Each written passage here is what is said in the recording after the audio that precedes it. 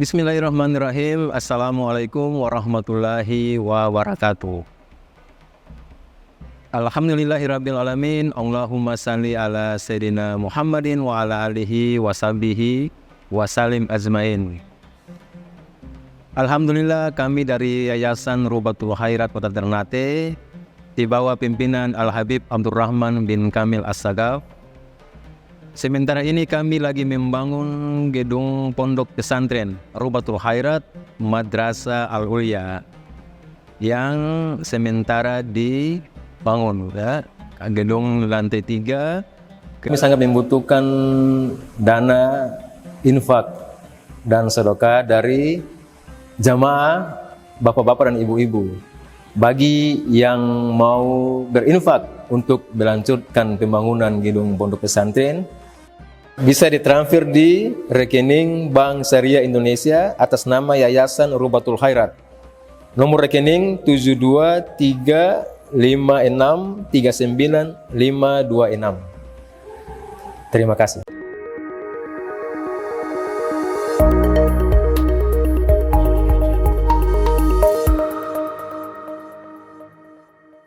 Yang paling pertama, air yang paling mulia itu apa? Air Zam-Zam. Air Zam-Zam ini disebutkan oleh para ulama adalah ma'u Zam-Zam alladhi yakhruju min nab'i Zam-Zam alladhi hafarahu Jibril alaihi salam tahta godamai an-Nabi Ismail alaihi salam. Air Zam-Zam adalah satu nama air yang bersumber dari mata air Zam-Zam yang ada di Makkah Al-Mukarramah, yang dahulu Jibril yang menggalinya. Jadi malaikat Jibril yang menggalinya itu. Di dalam kitab Ruhul Ma'ani, Jibril memukul dengan sayapnya. Letaknya berada di bawah kedua telapak kaki Nabi Ismail.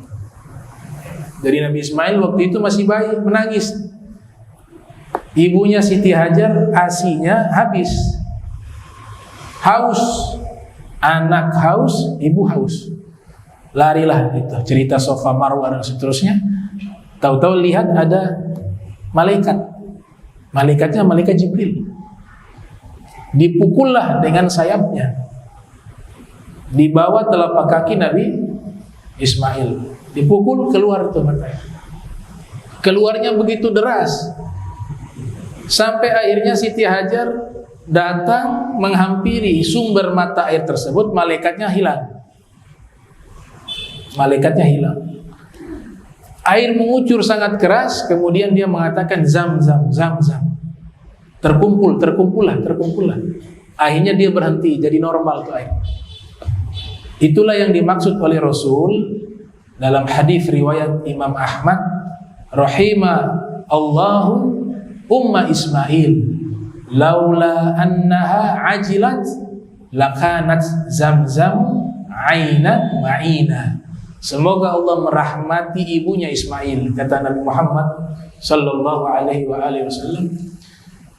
Kalau tidak berkat beliau segera mendekati mata air Zam-Zam dan mengatakan Zam-Zam, Zam-Zam, sehingga dia jadi berhenti.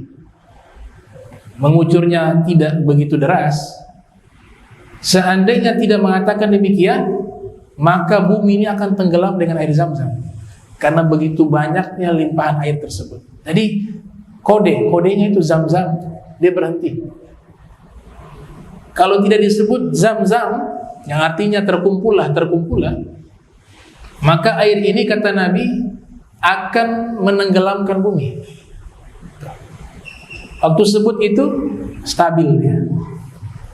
Jadilah nama Zam-Zam. Ini riwayat Ibn Katsir yang lahir tahun 700 Hijriah, wafat 774 Hijriah. Di dalam kitab Qasasul Anbiya. Ini air yang paling terbaik, nomor 1 saat ini. Sampai sekarang tidak akan pernah habis air itu. Nanti waktu berjalan, Bani Jurhum datang dari Yaman, tinggal di situ. Anak wanita mereka menikah dengan Nabi Ismail alaihissalam, yang memimpin anak turunan Nabi Ismail. Sampai akhirnya beberapa anak beliau wafat, diambil alih kekuasaan oleh turunan Bani Jurhum dari Yaman. Yang mimpin jahat, bukan orang baik. Akhirnya terjadi konflik, peperangan demi peperangan di Makkah Al-Mukarramah. Air Zam-Zam Allah cabut keberkahan, mengering, habis. Jadi air Zam-Zam pernah kering di zaman itu. Karena dia menjadi kering, akhirnya mereka tutup, timbun. Waktu berjalan, ini air Zam-Zam hanya kenangan, sejarah saja. Orang-orang Makkah hanya pernah mendengar sejarah bahwa dulu ada mata air yang namanya mata air Zam-Zam. Tapi lokasinya tidak ada yang tahu. Di zaman kakeknya Rasul, Sayyiduna Abdul Muttalib, beliau bermimpi. Ada orang datang mengatakan, ihfir, galilah, Thayyibah, galilah, Barra, galilah, Al-Madnunah. Ada perintah di dalam mimpi. 3 hari berturut-turut mimpi. Mimpi pertama datang orang bilang, ya Abdul Muttalib, galilah, Barra. Barra itu nama lain dari Zam-Zam, artinya kebaikan. Besoknya mimpi lagi, ya Abdul Muttalib, galilah, Thayyibah, sesuatu yang baik. Besoknya lagi mimpi, galilah, Madnunah, sesuatu yang berharga dan bernilai.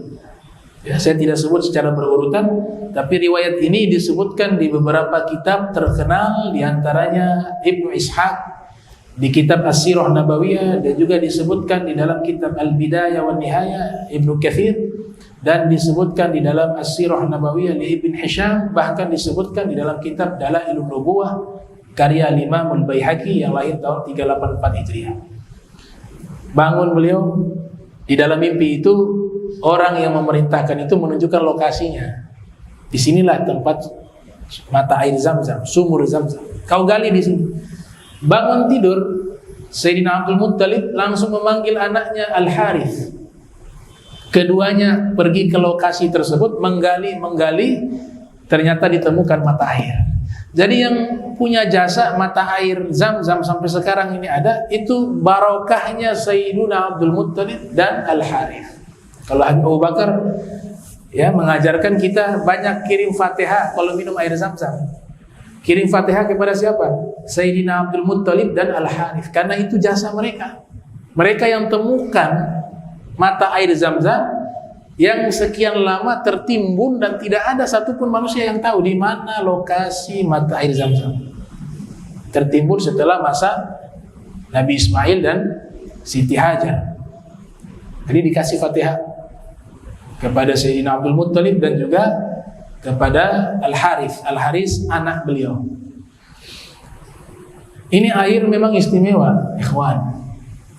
Ya, karena memang dipilih menjadi minumannya Nabi Muhammad. Ya, Rasulullah kan nanti tinggal di Makkah. Rasulullah istimewa, maka air minumnya juga harus istimewa. Dipilihlah air Zam-Zam. Bahkan di dalam satu kitab khusus ada ulama yang menulis kitab membahas fadilah, keistimewaan air Zam-Zam. Judulnya itu Nashrul Anfas fi Fadail Zam-Zam wa Siqayatil Abbas. Uniknya yang menulis kitab juga nisbat namanya tuh Zam-Zam juga, Syekh Khalifah Zamzami Asy-Syafi'i. Ya, namanya nisbat kepada Zam-Zam, ngarang kitabnya tentang air Zam-Zam. Di dalam kitab itu ada beberapa hadis beliau keluarkan, ya. Di antaranya hadis yang juga dinukil oleh Imam At-Tabari, Imam Tabrani, mohon maaf, Imam Tabrani lahir 260 Hijriah, wafat 360 Hijriah, di dua kitabnya Al-Mu'jam Al-Kabir dan Al-Mu'jam Al-Awsat. Nabi bersabda, khairu ma'in ala wajhil ardi ma'u Zamzama. Zam-Zam dibacanya tidak tanwin, ya, makanya dibaca fathah, ma'u Zamzama. Jangan dibaca ma'u Zamzamin, ya, ma'u Zamzama. air yang paling terbaik di atas bumi ini adalah air Zam-Zam, kata Rasul. Fihi ta'amun minat tu'ami wa shifa'un minas sukmi. Di dalam air Zam-Zam ada makanan, dan di dalam air Zam-Zam ada obat, kata Rasul. Wa syarru ma'in ala wajhil ardi ma'un bibirhud biqubbatin bi Hadramaut. Dan seburuk-buruknya air adalah air yang ada di Birhud. Ada satu tempat di situ ada air di sumur namanya Birhud yang ada di Hadramaut. Nah, itu kata Nabi air yang paling tidak baik, paling buruk di atas bumi. Fadilah kedua dari air Zam-Zam, Nabi mengatakan di dalam hadis yang diriwayatkan oleh Imam Al-Bukhari yang lahir 194 Hijriah, wafat 256 Hijriah, al-humma min fayhi jahannam fa'abriduha bima'i Zam-Zam. Kalau panas itu adalah uap neraka Jahannam, maka dinginkanlah diri kalian dengan air Zam-Zam, kata Rasul sallallahu alaihi wasallam. Bahkan di dalam riwayat Abdul Razak As-Sun'ani di dalam musnafnya, juga Al-Imam Ibnu Abi Syaibah di dalam musnafnya, ini keutamaan ketiga air Zam-Zam, menyebutkan air Zam-Zam itu bisa mengenyangkan. Dia layaknya bukan air biasa, tapi bisa mengganti posisi makanan. Di mana Ibnu Abbas mengatakan, kunna nusammi Zam-Zama syabba'ah. Kami menamakan air Zam-Zam yaitu mengenyangkan, air yang mengenyangkan, syabba'ah. Wa naz'amu annaha ni'mal 'aun 'alal iyal. Dan kami meyakini bahwa air Zam-Zam ini adalah satu minuman yang sangat membantu keluarga kami, 'alal iyal. Ini yang berkata siapa? Sahabat Ibnu Abbas radhiyallahu anhuma wa ardhahuma. Fadilah yang keempat, air Zam-Zam bisa jadi obat. Ya, dalam riwayat Imam Ad-Dailami, Rasul bersabda, ma'u Zam-Zama syifa'un min kulli da'. Air Zam-Zam adalah obat dari segala penyakit. Bahkan di dalam Sunan Ibn Majah yang lahir tahun 209 Hijriah, wafat 273 Hijriah, Rasul sallallahu alaihi wasallam bersabda, ma'u Zamzama lima syuribalah. Air Zam-Zam itu khasiatnya tergantung dengan niat ketika meminumnya. Ya, makanya Imam Darul Qutni meriwayatkan Sayyidina Ibnu Abbas, idza syariba ma'a Zamzama qala Allahumma inni as'aluka ilman nafi'ah wa rizqan wasi'ah wa shifaan min kulli da'. Ibnu Abbas apabila meminum air Zam-Zam, beliau membaca doa, ya Allah, aku meminta kepadamu ilmu yang bermanfaat, rizki yang luas, dan obat dari segala penyakit. Berarti mintanya tiga dari doanya beliau. Minta ilmu bermanfaat, minta rizki juga boleh sambil minum Zam-Zam. Ya Allah, saya minum Zam-Zam, semoga dapat mobil misalnya. Karena rizqan wasi'ah, rizkinya luas. Minta apa saja yang baik, silakan ketika minum air Zam-Zam. Ini amalan siapa? Sahabat Ibnu Abbas. Yang ketiga, syifaan min kulli da'. Minta jadi obat dari segala penyakit. Ya, tentu biiznillah semuanya dengan izinnya Allah Subhanahu wa taala. Khasiat yang kelima atau fadilah yang kelima air Zam-Zam, ini fadilahnya banyak nih. Kalau sebutkan satu persatu gak cukup waktu. Kita ambil 5 poin saja dah. Yang kelima, air Zam-Zam ini steril. Gak ada bakteri, bakteri gak bisa hidup. Kuman gak bisa hidup.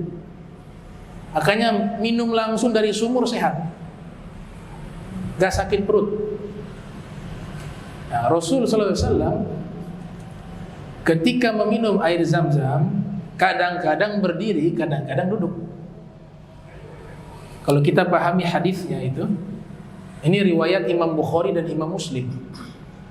Dari Ibnu Abbas mengatakan, saqaitu Rasulullah sallallahu alaihi wasallam, saya memberikan minum kepada Rasul ma'a Zamzam, air Zamzam. Fasyariba wa huwa qa'im. Nabi minum dalam keadaan berdiri. Jadi kalau minum air Zamzam berdiri. Rasulullah kadang-kadang berdiri, kadang-kadang duduk.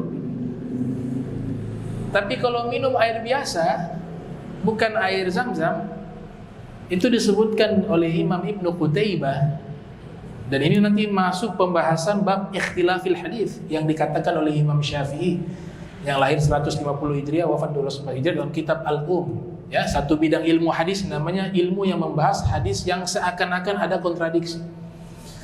Di satu riwayat Nabi minumnya berdiri, tapi di riwayat yang lain kana Nabi sallallahu alaihi wasallam naha anisyurbi qa'ima. Nabi melarang minum posisi berdiri. Ada larangan, tapi prakteknya air Zamzam Nabi berdiri. Bagaimana mengkompromikan ini? Ya, metodologi Imam Syafi'i kita gunakan. Kalau ada dua riwayat yang sama kuat, yang satu sahih, yang kedua juga sahih, dan maknanya seakan-akan kontradiksi, maka Imam Syafi'i mengajarkan satu metodologi namanya al-jam'u, menggabung dua hadis tersebut. Hadis ini kalau kita nasikh mansuh, menghapus hukum lama dengan hukum baru, tidak masuk dia, karena hadis ini berlaku terus. Atau kita mentarjih mana yang lebih kuat. Kalau yang lebih kuat kita ambil, yang dianggap lemah ditolak kalau kontradiksi yang lemah dengan yang sahih. Ternyata dua-dua kuat. Nasikh mansuh juga hukumnya tidak ada dihapus, sama, tetap punya berlaku sampai sekarang. Maka Imam Syafi'i mengambil metode yang pertama tadi, berarti digabung al-jam'u. Dua hadis ini maknanya digabung menjadi satu. Maka keluarlah dua kesimpulan.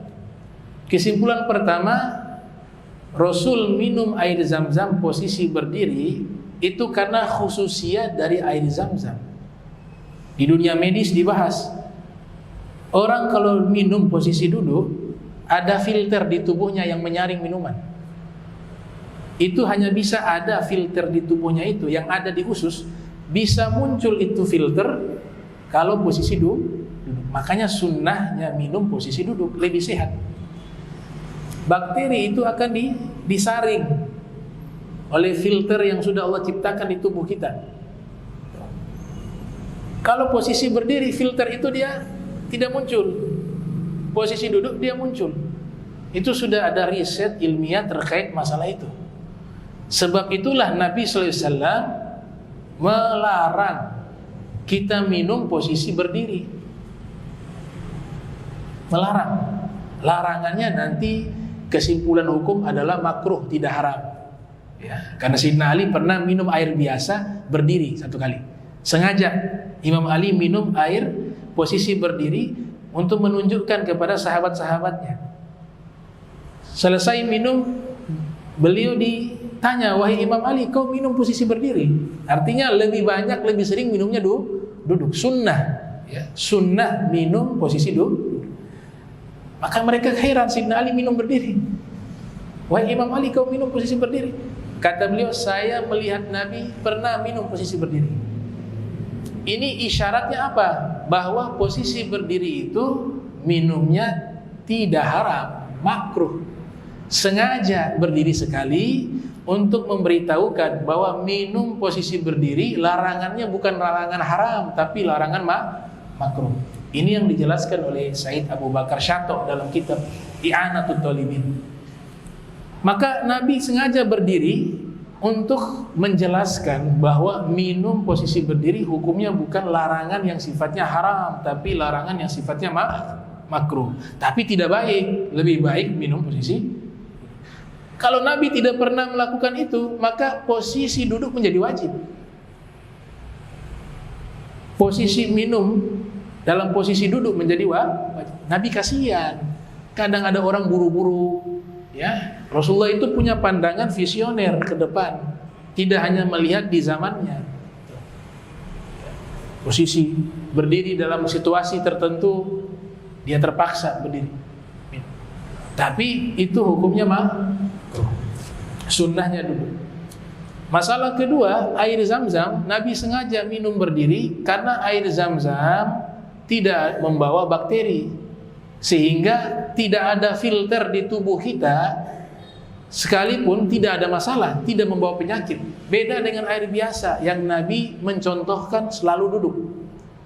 Minum air biasa Nabi selalu duduk. Kenapa? Karena air biasa ada kuman, ada bakteri. Posisi duduk ada filter yang menyaring bakteri tersebut. Nah, ini luar biasanya sunnah Nabi Muhammad sallallahu alaihi wasallam. Sepakat walhasil, sepakat ulama bahwa air yang terbaik itu adalah air Zam-Zam. Bukan hanya ulama, para ilmuwan, ada yang menulis buku tentang the power of water, orang Jepang itu. Dia sudah buat riset, ini air istimewa. Air yang punya molekul, dia punya kandungan-kandungan daripada air mineralnya tersebut, itu yang paling tinggi adalah air Zam-Zam dan paling bersih dan paling straight.